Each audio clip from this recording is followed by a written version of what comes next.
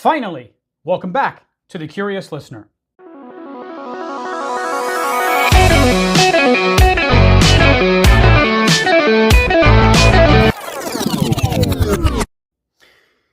It's no secret if you take even the most casual glance at the videos on my channel here at The Curious Listener, you will see that I am, and remain, with the exception of today's discussion, one of the harshest critics of the music biopic on YouTube.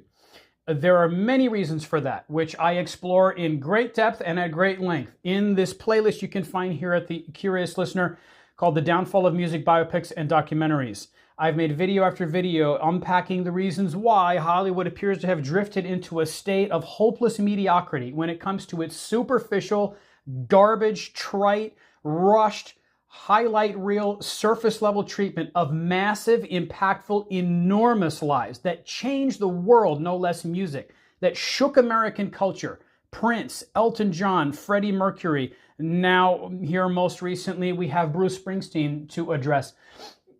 And if you, like me, are one of those people whose jadedness to the music biopic has reached such a pitch that you can't even stomach the idea of going to see another one, of going to watch a massive life compacted into a 2-hour format that in no way can do any justice in through such a limited scope to the life at the heart of the film. I get it. I am with you. I am one of you. I am just as jaded as you are toward all of the cliches that have dogged the music biopic again and again for several years now, at minimum for the last 3 to 5 years. But that's why I am thrilled to tell you that while I am with you, while I too feel the same degree of jadedness and disappointment that you do, I am here today to tell you that there is a music biopic that still is in theaters, albeit barely. This one came out in late October, that is worth your time and worth your money. And that's part of the reason that this has become so frustrating for us, isn't it? Those of us who care about this stuff, those of us who are music lovers and movie lovers, those of us who enjoy the idea, at least, the concept of Hollywood finding its way around one of these massive lives in a manner that it has some depth to it, has some honesty, that does more than merely tell you what you already know about the artist, that does more than merely give you a surface level and rushed highlight reel of the most familiar and most exhaustively documented moments in a given major artist's life. I mean, Amy Winehouse is one recent and particularly glaring example of these misfortunes that have dogged the genre for so long now. I get it. I share that same degree of distaste. But this one's different. This one is the Bruce Springsteen biopic called Deliver Me From Nowhere. And please, I also understand that Bruce's stuff is polarizing. He's one of those love him or hate him kind of artists. I have friends who utterly loathe the man's songbook. I have friends for whom his songbook is akin to the Bible. I have been to Bruce Springsteen concerts alongside superfans who took me, had bought the tickets, and I am not exaggerating when I tell you that they mouthed every single word of every single song that this, at that time, 73-year-old man pounded out for 2 hours and 45 minutes at times, with these super fans having tears streaming down their faces, okay? So there's very little in between with Bruce. I get that too. He's either your messiah or he's your favorite pop rock villain. So I think that part of this film's appeal arises from sort of setting Bruce himself aside and taking in what I think this film is really about. Having seen the film and having read Warren Zane's book of the same name, Deliver Me From Nowhere, which in and of itself, again, apart from Bruce, is just a great rock music book. It belongs in the canon of the great rock and roll history books of all time, in my opinion. Warren, who previously had written a biography of Tom Petty, this guy knows what he's talking about. He knows what he's doing. So I heartily encourage you also to check out the book. But the reason I want to encourage you to find your way past that jadedness, which it took me, admittedly, weeks to do. I am a Springsteen fan. I am not a super fan. I am not a rabid fan of Bruce Springsteen. But there are dozens of Bruce Springsteen songs that I love very much. And even so, I spent a couple weeks at least finding some way of stomaching the idea of trotting my ass off to the theater for yet another music biopic, and spending good, hard-earned, real money on yet another one, despite all of the disgust that I have expressed toward the genre here on this channel. And guess what? I'm glad I did. I would see it again. And there's a specific reason why this one does it right. First of all, and most importantly, the biggest indulgence that these films tend to entertain and just cannot resist is this temptation, as I said, to take a massive life and wrap it up in a nice pretty bow that will span the length of maybe a couple hours. Bruce's life is no less massive than any other subject in any biopic that has come out in the last several decades. And that's why this director, Scott Cooper, I believe, right, and frankly, this author, made the smart decision to only focus on one splinter of time within the 52 years that have ensued since the 1973 debut album of Bruce Springsteen's Greetings from Asbury Park. That splinter of time comprises mostly the year 1982. This is perfect. I've been saying on this channel for a long time now that one possible way to do the music biopic right, if you're not going to do what Ezra Edelman tried to do with Prince's massive life, which is take that life, span it across a 6-part, 9-hour series for a platform like Netflix where you can take it in pieces, digest it in parts, episode after episode, 9 hours total, 6 parts. That's the way you do justice to a life this massive. Unfortunately, as you also have discussed with me here on this channel, Prince's estate didn't like that, and they forced Netflix to cancel that project. You will never see that film, and that sucks. For all the reasons that I have discussed at great length here, I'll link to those videos in the description of this one. You can also find them on my The Downfall of Music Biopics and Documentaries playlist that is here at The Curious Listener. But this one gets that. This film understands that that is not a way to do justice to a life as massive as, in this case, Bruce Springsteen's. The way to do justice to that life is to just bite it off in pieces. And the one piece it bit off here is a moment in Bruce Springsteen's life that is rather well and powerfully chronicled in Warren Zane's book, and at times compellingly chronicled in this film, with honesty, with vulnerability, and, God forbid, with depth, which is something you never hear me attribute to a music biopic these days. And it does it by making this film not just about Bruce Springsteen, but really a film about art. So you take this tiny piece of this massive life and you dig deep enough to find the kernel of what makes that little piece of this massive life matter enough to be worth your time and money on the big screen. And the way they did that is by focusing on the statement that this moment in Bruce Springsteen's life makes about art. So forget about Bruce. I get he's polarizing. If you're a fan, you have no excuse after seeing this video to not see the film. If you're not, I get that too. But maybe you are an artist to whom this film's story of a man who is embroiled in a personal crisis that nearly ended his life, this film doesn't dance around the fact that suicide was a very real possible outcome for the mental breakdown that Bruce Springsteen, the psychological and emotional disintegration that this film strives to chronicle, and that Warren Zanes does document in depth, in detail, and with power. That's what this film is able to do. It gets at the root of what makes this splinter of time in this massive life matter. There is an allusion at the very start of the film that sort of prepares you for this pattern, what was apparently a pattern in Bruce Springsteen's life. When John Landau, played powerfully by Jeremy Strong, Jeremy Allen White, two Jeremys here, plays Bruce and does a fierce job of it. I don't know what that means with respect to the oncoming award season. We have Golden Globes buzz and Oscars buzz in the air now here as we approach Christmas.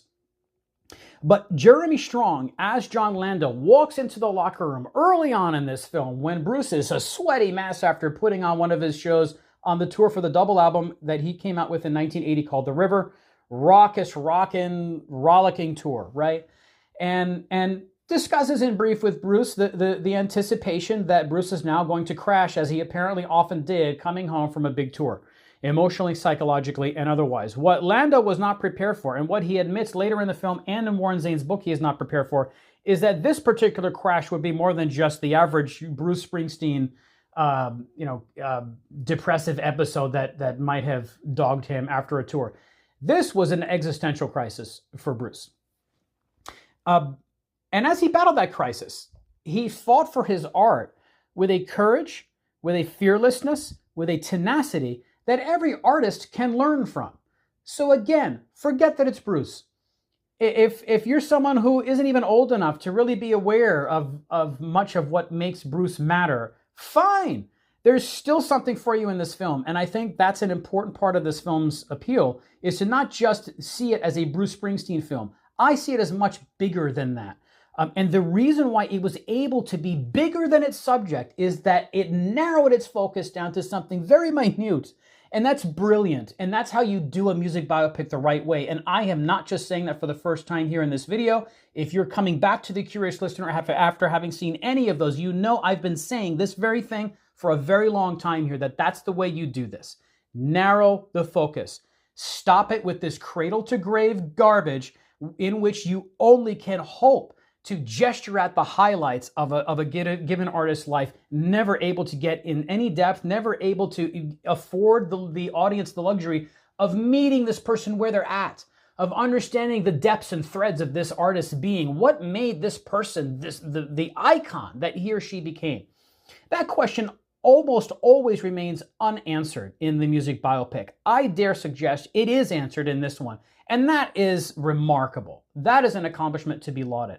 Now, as much as I appreciate this film, I will say that the book on which this film is based, that Warren Zane's book, does an even better job of the film, of conveying exactly why the choices Springsteen made, again, as an artist in this period of his career were so daring and audacious.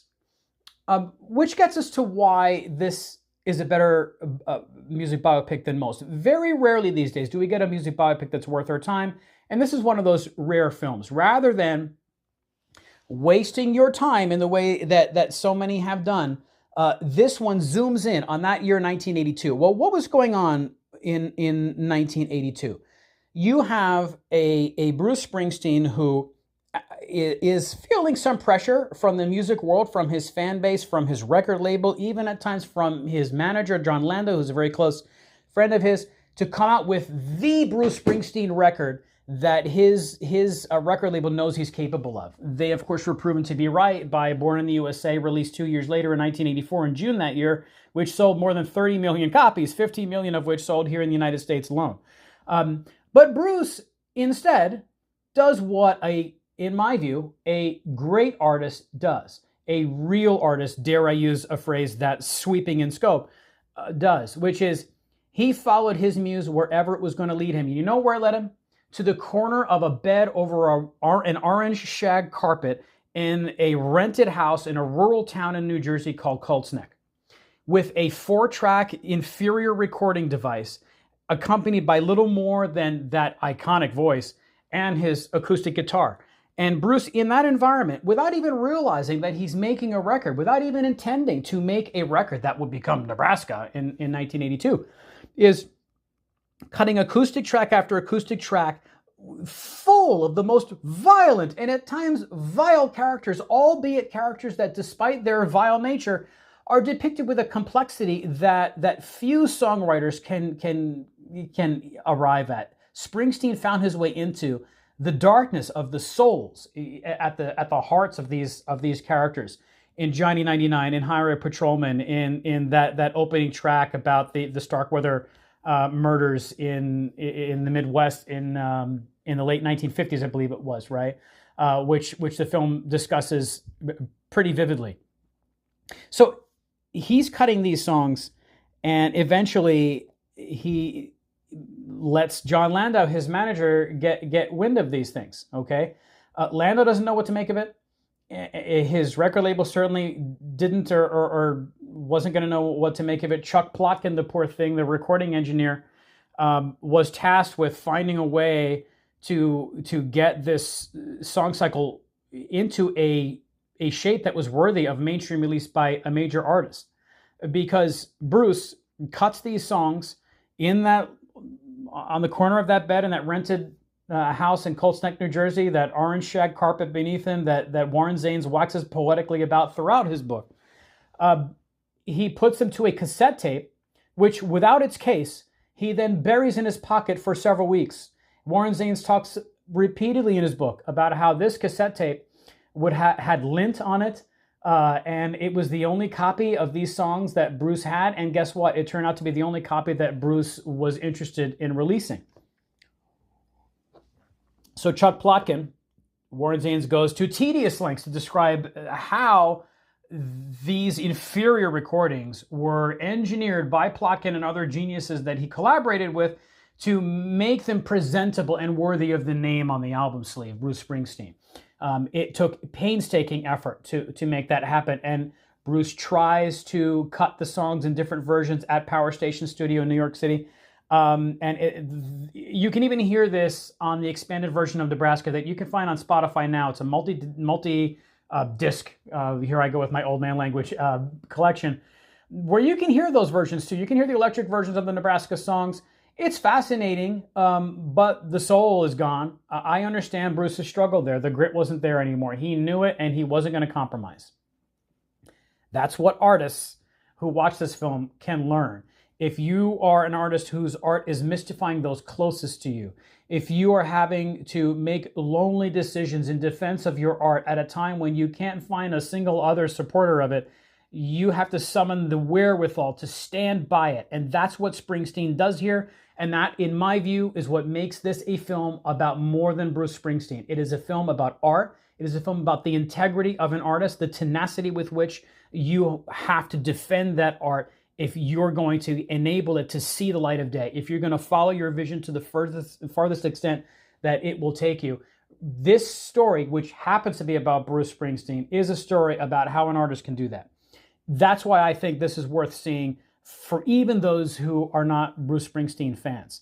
What I love about the story of this record is that it is immediately embraced by, in some cases, legendary peers of Bruce's.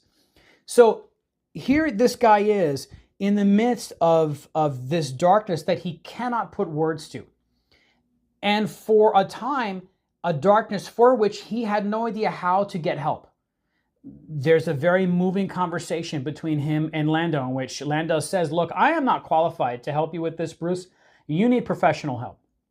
In the midst of that kind of an existential darkness that he's trying to find his way through, his record is immediately embraced by the likes of a Johnny Cash, who the following year in 1983, the year after Nebraska's release, puts out a record covering not one but two songs from that album, Johnny 99 and Highway Patrolman. But it's not just the titanic legend that is Johnny Cash who embraces this music. Steve Earle, just a few years after the album's release, is doing great covers live of State Trooper, a song that Earle clearly reveres, and covers live with real soul and grit. Lucinda Williams, Johnny Cash's daughter Roseanne Cash, goes on for pages in Warren Zanes' book, heaping the most lavish praise on this record that Bruce Springsteen covered in the midst of his mental disintegration. Emmylou Harris, Amy Mann, Ben Harper, Chrissie Hynde of The Pretenders, Steve Earle's late son Justin Townes Earle, may the poor boy continue to rest in peace, also covered tracks from this record. And many of these artists covered these songs with a reverence that spoke both to the power of the originals and to the hold that those originals had on them. They have gone on the record talking about how that album, Nebraska, informed their own aesthetic, provided a kind of guiding light for them as songwriters. This is the way in which this album became, despite the dark circumstances in which its unlikely creation occurred, a bellwether for the peers who followed his lead and made careers of their own, based in some cases large part on the influence that Nebraska had on them. Listen to this review of the 1983 album that Johnny Cash put out called Johnny 99. That's one of the title of the album itself is the title of one of these Bruce songs from Nebraska. It's over at my favorite music site on the internet, allmusic.com, the music critic Jim Warboyce says this about that album in a 2-sentence review of the record. Quote, "If the Springsteen tunes hadn't been included, this still would have been a good album. But Cash sinks his teeth into Highway Patrolman and the title tune and gives them the guts that Springsteen only dreamed of." So listen to that language. The magic and one of the miracles that this film sheds some light on of this record is, here's a music critic who it would seem is no real fan of Springsteen's, cannot review Johnny's covers of these Springsteen tunes without taking a not-so-veiled swipe at the creator of those songs, Bruce Springsteen. Nonetheless, this music critic, and certainly Johnny Cash, in the case of the critic grudgingly, in the case of Johnny reverently, expressing their admiration for these songs. So this sort of crossover appeal that Nebraska had, warming the cold hearts of even his most avowed critics, and warming the souls of his legendary peers like Johnny Cash. That to me is part of the miracle of the moment that this film seeks to explore in as much depth as it can summon over the span of a couple of hours. The other miracle that Nebraska embodies always, and now I have a better understanding of it having read Zane's book and seen this film, has been for me the fact that, again, in the midst of this period of existential crisis for Bruce Springsteen, and while he's fighting for an album in Nebraska that, as we'll talk about in a minute, really had no place in the music world in 1982, where no major successful artist was really putting out spare folk records comprising violent characters and murder and petty crime. Okay? In the midst of this moment in Springsteen's life, he is also, months before Nebraska's release and years before the release of Born in the USA, recording with the E Street Band the official studio version of the Born in the USA song, the title track for the Born in the USA album. And everyone knows that this single, Born in the USA, is a smash hit. Nebraska was released on September 30th, 1982, okay? But he had previously, already on April 27th, 1982, with the E Street Band at the Power Station in New York City, cut Born in the USA. And certainly, Springsteen, his longtime manager, John Landau, knew what a blazing hit that was going to be. And you know what everyone who cared about music at that time knew? That the sound of the moment was one laden with synthesizers, with soaring guitars, with hook-laden choruses that you couldn't shake from your being after hearing them just once, with meaty rock riffs. Warren Zanes ticks off all the artists of the moment in 1982 who were doing big things. Flock of Seagulls, Jay Giles Band, Survivor, Toto, The Go-Go's, The Clash, Joan Jett, Men at Work, Asia, right? Zanes develops some context for what made Nebraska so unusual against the backdrop of those peers who at the time were recording music that was much more robust in production and sound than anything on Nebraska. And everyone in Springsteen's orbit knew it. Now, this film makes one fascinating argument about why Springsteen fought so hard to keep songs like Born in the USA, surefire hits, on the shelves for more than 2 years.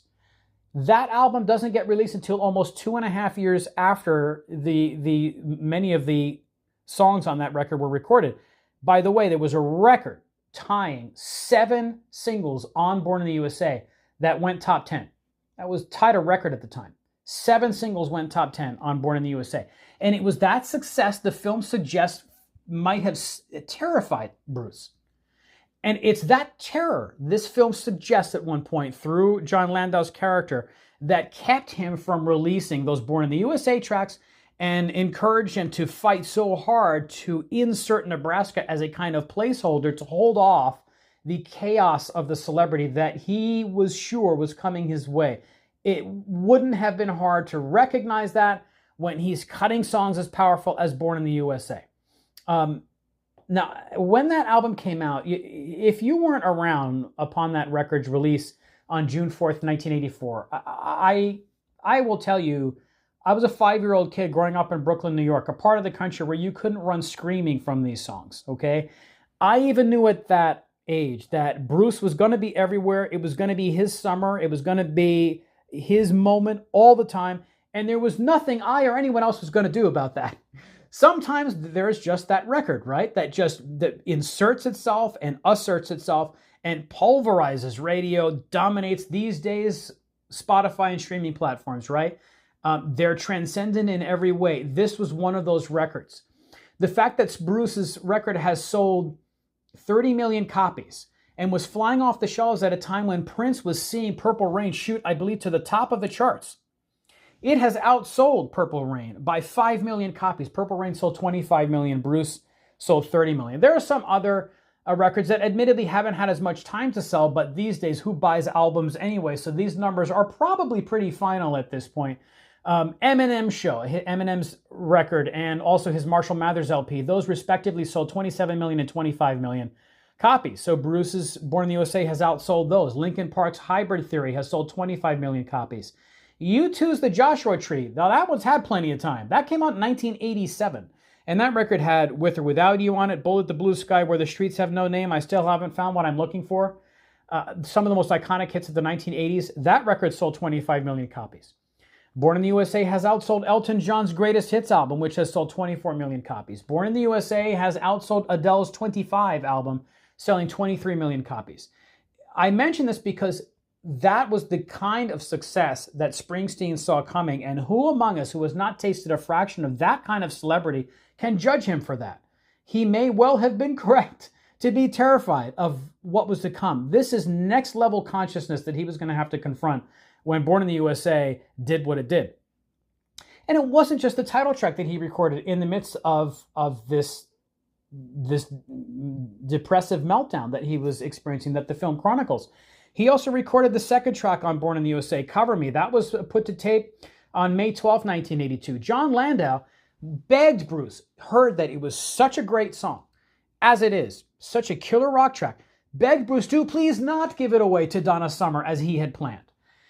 Warren Zanes goes over this tendency in Bruce Springsteen to sort of slough off a song that he felt was going to be an overriding pop hit and overshadow everything else on the album that he wanted to make. He wanted to make albums that were experiences from first track to last. To me, the record that best embodies that is probably Darkness at the Edge of Town. Go ahead and at me because you have another record that you think better exemplifies that. That's fine. We're all entitled to our perspectives on that. For me, that's the one that does it. And it is during those sessions, I believe, that he starts recording Because the Night.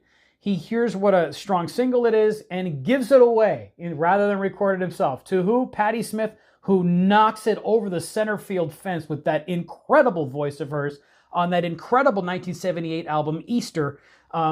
Killer version of Because the Night. But it's a Bruce Springsteen song.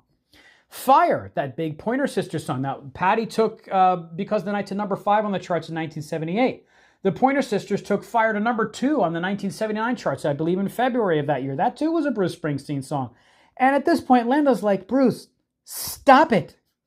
You wrote this song. You are going to be the voice behind this song. You are going to stand by Cover Me. It's going to be yours, Bruce. Stop giving your shit away. Stand by this song, Cover Me. And he does. He doesn't give it to Donna Summer. And it's one of the great tracks on Born in the USA. He also recorded Glory Days. When was that put down? Over at the Power Station 2, I believe. May 5th, 1982. Nebraska's months away. Born in the USA is more than 2 years away. He records Glory Days, which becomes one of the biggest hits on the record. I believe that went to number 5 on the Billboard Hot 100 chart in the summer of 1985. And again, was one of those record-tying 7 top 10 singles. So Bruce, in the midst of this disintegration, is churning out week after week, one bulletproof single after another, and he's doing so in the throes of this depressive episode that nearly killed the man, and drove him to the brink of a complete and utter meltdown while he's driving cross country to his new home in Los Angeles. This is an experience that Warren Zanes' book covers well. It's an experience about which Bruce himself writes very movingly in his 2016 memoir, Born to Run. Warren Zanes does what he can with it, but no one's going to do with that story what Bruce himself can do and does in his own memoir. But that's where you get that scene where he calls Lando, and Lando's like, dude, this is beyond me. You need a professional. Now, this is, for me, what makes this film such an exemplary specimen in the realm of the music biopic. It's vulnerable. It has depth. It has a pulse to it. There's something human about the storytelling here. And you rarely hear me saying that on this platform about any music biopic. So forget that it's about Bruce. I know the guy's music is polarizing. But that's why, for me, it's important for the story of this film to not be about Bruce so much. Great if you're a big Springsteen fan, go see it. What's your excuse? Now I'm leaving you with none, right? Jaded though you may be to the music biopic, I'm telling you this is a good one. If you yourself are an artist, as I mentioned, this is a story that can help you understand how and why to fight for your art with everything you've got, even in the face of the most withering criticism. If you care at all, by the way, about the music of Springsteen's era, while not caring so much about Springsteen, perhaps, this movie still provides you with what I find to be a gritty and vivid glimpse of an irreplaceable moment in American culture. A moment in American culture that we can only relive now in our most nostalgic daydreams, right? This film thrusts you into the heart of that bygone world, gives it back to you again for a couple hours. But what an emotional couple of hours it is. It certainly was for me. This is a music biopic done right. Yes, it fudges some facts. I came down somewhat hard on A Complete Unknown, the Timothée Chalamet-led Dylan film, for departing from the facts in ways that I thought were utterly ridiculous, totally distracting, and served no useful or discernible purpose. This film does a little bit of that. There's this fray character, this woman who's a total fabrication. She was not drawn from Springsteen's actual biography. And that is what it is. It's just a composite of a multitude of women Bruce saw at the time and his sister. There's some dialogue between himself and this fay character that I believe is drawn straight from a conversation he had with his sister that Bruce attributes as a conversation that inspired the writing of the song The River, the title track for that 1980 record. But it's in the small moments here when the pieces of the story that the film depicts are drawn from Springsteen's actual biography, wherein Hollywood seems to show itself that sometimes the truth is more entertaining than fiction. Sometimes you don't have to trample all over the facts of a given artist's story in order to make it somehow more compelling. No, the facts of this moment in Springsteen's life were in and of themselves inherently compelling enough to justify its treatment as a film and as a book, such as the one Warren Zanes put out. Okay, so maybe Hollywood learned something here from how this biopic was done. We can certainly hope so. These small moments, some of them are worthy of note here. For example, as I mentioned, the lonely wonder of those moments in that rented house where Bruce Springsteen is cutting quietly without knowing he's making a record. These Nebraska tracks. It does a lovely job of that, as does Warren Zanes, by the way. The moments when Springsteen is just driving through the tree-lined streets of rural Colts Neck, New Jersey in his brand new 1982 Chevrolet Camaro Z28. And there's a moment when Hungry Heart, Bruce Springsteen's biggest hit at the moment, right, from the River album, comes on the car stereo and you watch Jeremy Allen White flip it off, shake his head, and say out loud, no. And it's at that point that the film unlocks a palpable sense of a man undergoing a flux of the soul that even he does not understand. He is gripped by a darkness beyond his comprehension and beyond his power to turn back at that point. And you sort of see it gathering this dark momentum at that point in the film, which is why it also is so powerful when the film depicts another seeming fact from Bruce's biography. This is a fact reported by Warren Zanes. It's a story that Bruce himself, I believe, tells in his 2016 memoir, which is when Landau sets him up with this therapist. Bruce goes to this therapist's house, I believe it's in Los Angeles, where his new home is, and the therapist merely asks, so, what brings you in today?